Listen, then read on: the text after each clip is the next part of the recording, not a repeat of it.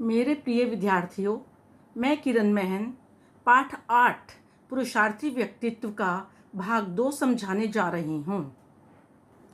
पहले मैंने समझाया था कि पुरुषार्थी व्यक्तित्व का क्या अर्थ है।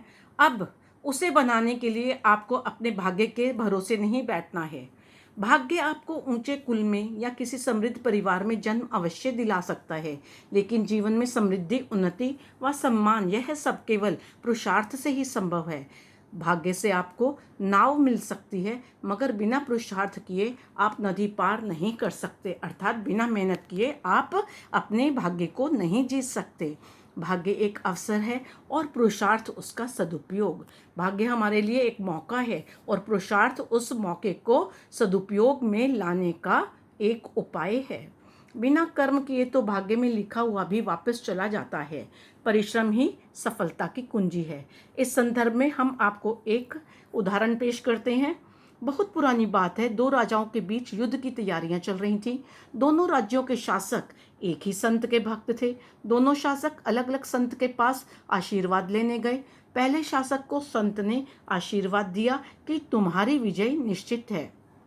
दूसरे शासक से संत ने कहा कि तुम्हारी विजय संदिग्ध है, अर्थात संभावित है, हो भी सकती है और नहीं, उसमें संभावना कम है।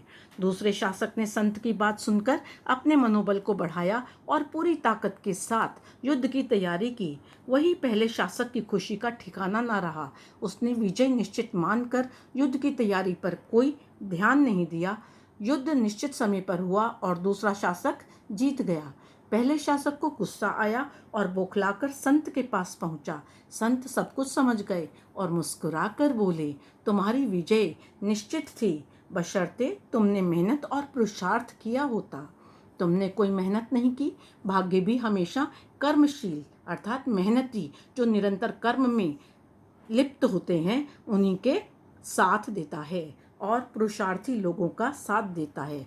श्री R.P. मलिक सर भी उन्हीं श्रेष्ठ पुरुषार्थी लोगों में से एक थे, जिन्होंने किसी भाग्य या अवसर पर भरोसा नहीं किया। सच्चाई यह है, अवसर हमेशा और हर जगह उपलब्ध हैं।